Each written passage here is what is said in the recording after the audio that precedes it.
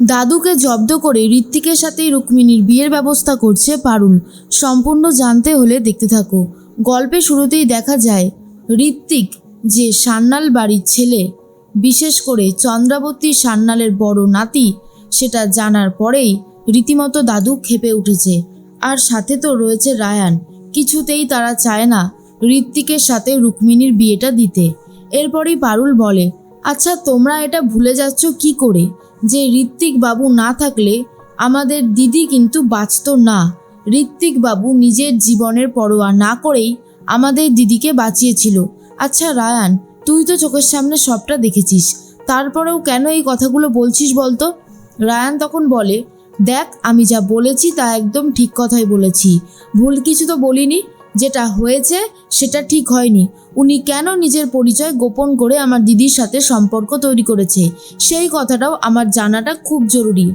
এরপর ঋত্বিক বলে, বহু বছর আগেই আমি ওই সান্যাল বাড়ি থেকে বেরিয়ে গিয়েছিলাম থিয়েটার করব বলে, নিজের স্বপ্নগুলোকে পূরণ করব বলে। কিন্তু আমি ওই বাড়ির সাথে কোনো রকমের কোনো যোগাযোগ রাখি না। আর এটা একদম সত্যি কথা যে আমি রুক্মিণীকে নিজের থেকেও অনেক বেশি ভালোবাসি। ওকে ছাড়া আমি বাঁচবো না দাদু।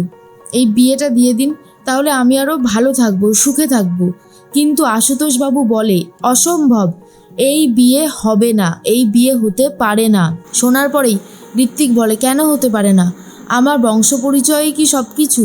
আমি যে রুক্মিণীকে এত ভালোবাসি, আমি ওর সাথে থাকতে চাই, সেই সবের কি কোনো মূল্য নেই আপনার কাছে? তখনই রায়ান বলে, একদম চুপ, আমরা তোমাকে এই বাড়িতে আর অ্যালাউই করব না, আর আমার দিদির জীবনে অ্যালাউ করার তো কোনো প্রশ্নই আসে না। তখনই রুক্মিণী বলে, অনেক হয়ে গেছে, এরকমভাবে চলতে পারে না। রুক্মিণী এটা বলে দেয় যে সে ঋত্বিককে ছাড়া অন্য কারোর সাথে কোনো রকমের কোনো সম্পর্ক তৈরি করবে না, সে শুধুমাত্র ঋত্বিকের সাথেই থাকতে চায়। আর এই সমস্ত কথা শোনার পরে আশুতোষবাবু তো আরও বেশি করে রেগে যায়। বলে, তোমার সাহস দেখে আমি অবাক হয়ে যাচ্ছি যে তুমি আমার মুখের ওপরে কথা বলছো। কি ভেবেছো? হ্যাঁ, তোমাকে এই বাড়িতে অ্যালাউ করেছি বলে যা ইচ্ছে তাই করবে? অসম্ভব। এরপরে এই ঋত্বিককে ঘাড় ধাক্কা দিয়ে বার করে দিতে চায়। আর তখনই ধরে নেয় চন্দ্রাবতী সান্যাল আর বলে, লজ্জা করে না তোমার? সান্যাল বাড়ির ছেলে হয়ে এইভাবে নিজের বংশকে সবার সামনে ছোট করছো? কেন এদের ঘাড় ধাক্কা দেওয়া বরদাস্ত করছো তুমি? তুমি জানো না যে তুমি কোন বংশের ছেলে? আর ইনি তো হলেন 2 টাকার চাকরি করা একজন এমপ্লয়ি।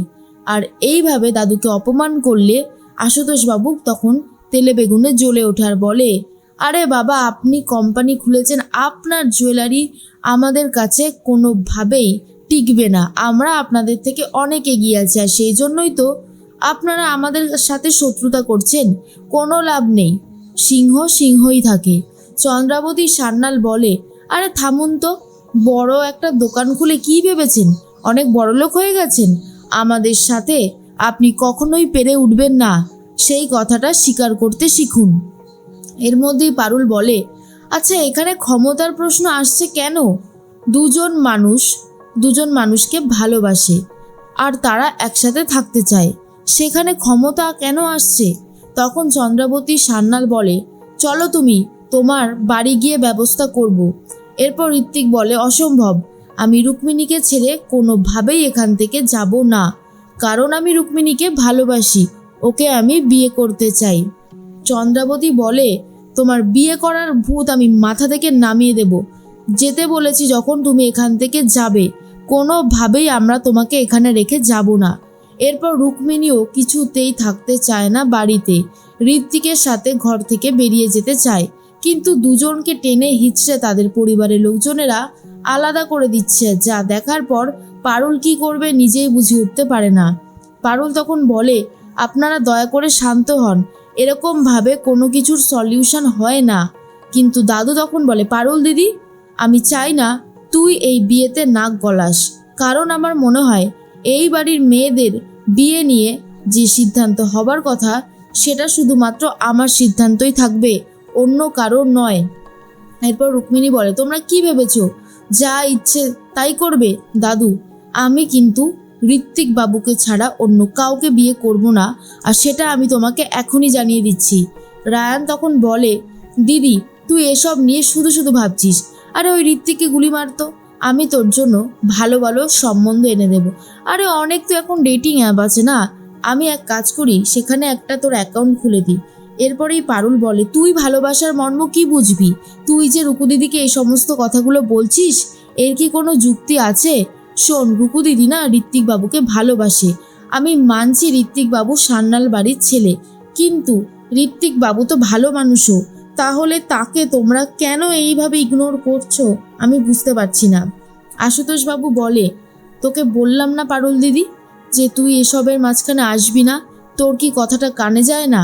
এদিকে ঋত্বিককে বাড়িতে নিয়ে চলে যায় চন্দ্রাবতী সান্যাল আর বলে, এই ছেলে বংশের মান সম্মান সব কিছু জলাঞ্জলি দিতে চলেছিল, আমি ধরে বেঁধে নিয়ে এসেছি।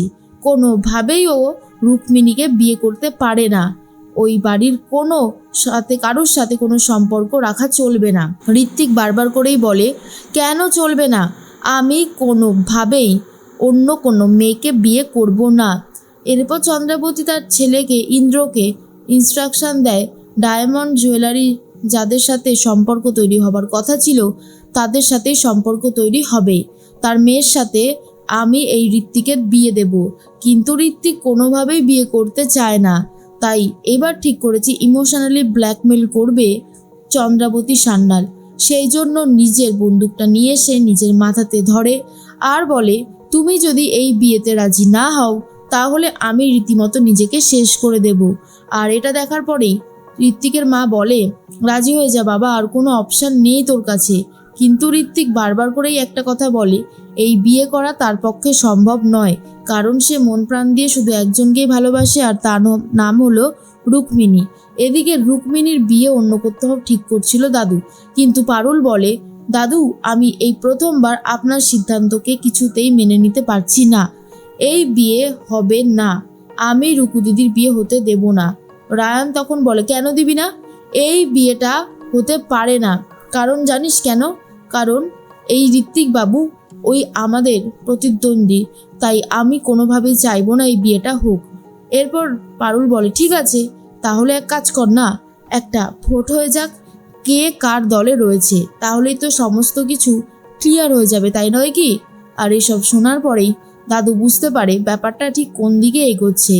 আর রায়ান তখন বলে, পারুল এসব করে কিন্তু ঝামেলা বাড়াস না, ঝামেলা বাড়ছে বই কমছে না। পারুল বলে, আমি শুধু এটুকুই চাই, রুকু দিদি যেন ভালো থাকে।